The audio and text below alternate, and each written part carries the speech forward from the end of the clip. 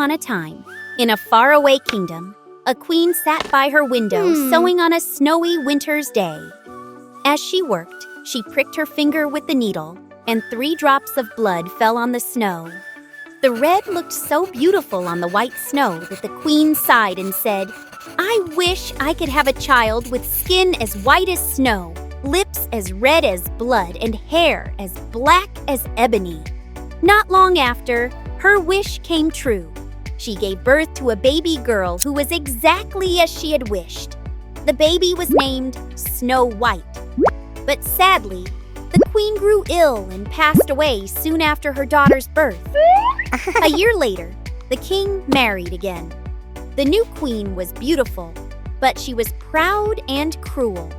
She owned a magic mirror, and every day she would stand before it and ask, "Mirror, mirror on the wall, who is the fairest one of all?" The mirror always replied, "You, my queen, are the fairest of them all." That answer pleased her greatly, for she could not bear the thought of anyone being more beautiful than she.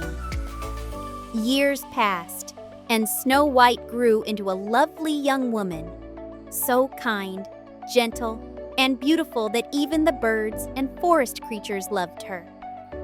One morning, when the queen stood before her mirror and asked her usual question, the mirror replied, "Queen, you are fair, it is true, but Snow White is fairer than you." The queen's face turned pale with rage. "Snow White!" she screamed. "That girl must die!" She called for her huntsman and said coldly, "Take Snow White into the forest and kill her. Bring me her heart as proof." The huntsman took Snow White deep into the woods, but when he raised his knife, the girl fell to her knees and cried, "Please, spare my life. I will run far away and never return." The huntsman's heart softened. He could not harm such innocence. He let her go and killed a wild boar instead, bringing its heart to the queen as a lie. Snow White ran through the dark forest, frightened and alone. Strange eyes glowed in the shadows, and the wind howled through the trees. At last, she came upon a small cottage hidden among the hills. Inside, everything was tiny. Tiny chairs, tiny cups, tiny plates, and 7 little beds. Snow White was so tired that she lay down on one of the beds and fell fast asleep. When night came, 7 dwarfs who worked in the mines returned home. They lit their lamps and looked around. "Someone's been sitting in my chair! Someone's eaten from my plate! And someone's sleeping in my bed!" They gathered around the sleeping girl, amazed by her beauty. "Who could she be?" whispered one of them. When Snow White woke up, she told them her story about her evil stepmother and the huntsman who spared her life. The dwarf said kindly, "You can stay here with us and keep house. If you cook and clean, we will protect you." Snow White agreed gladly. She lived happily with the dwarfs, singing and dancing each day.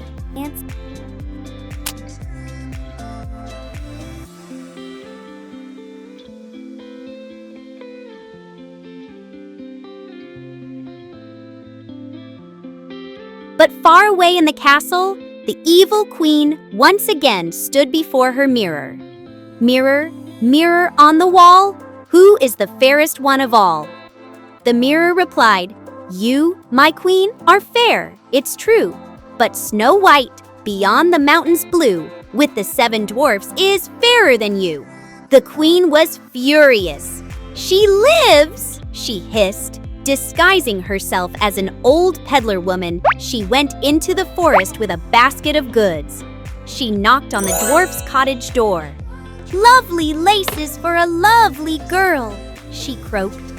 Snow White, not suspecting anything, let her in. The old woman offered her a ribbon and laced it so tightly that Snow White could not breathe and fell to the floor. When the dwarfs returned, they cut the ribbon and Snow White came back to life. "Be careful," they warned. "Do not let anyone in when we're away." But the queen would not rest. When her mirror told her again that Snow White still lived, she prepared another trick, this time a poison comb. Again, she disguised herself and visited the cottage. She combed Snow White's hair, and the poison took effect immediately. Snow White collapsed. The dwarfs returned just in time, pulled the comb from her hair, and she revived once more. Finally, the queen prepared her most wicked gift, a poisoned apple, red and shiny. She disguised herself once again and offered the apple to Snow White. "It's a magic apple, dearie. Half red, half white. The white side for you, the red side for me." To prove it was safe, the queen bit the white half. Snow White took the red half, and with one bite, she fell lifeless to the ground. When the dwarfs returned, they found her cold and still. They wept bitterly, unable to bury her beauty in the ground. So they made a glass coffin and laid her inside, surrounded by flowers. Day and night, they kept watch over her. One day, a prince passing through the forest saw the coffin and was struck by the sight of the sleeping maiden. "I have never seen anyone so beautiful," he said softly. "Please, let me take her to my castle. I will honor her forever." The dwarfs, seeing his pure heart, agreed. As the prince's servants carried the coffin, they stumbled on a rock. The piece of poisoned apple stuck in Snow White's throat was dislodged, and she opened her eyes. The prince rejoiced. "You are awake. I am the one who has loved you from the moment I saw you." Snow White smiled, her cheeks rosy again. The curse was broken. The prince took Snow White to his kingdom, where they were soon married in a grand celebration. The good dwarfs were honored guests.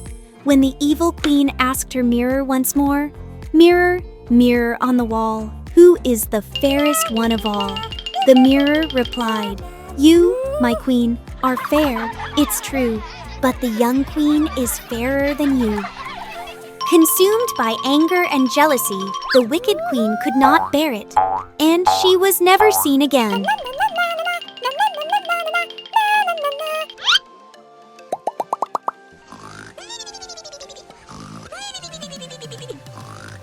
From that day on, Snow White and her prince lived happily ever after. The dwarfs often visited the castle, and the kingdom rejoiced in peace and love once more. The end.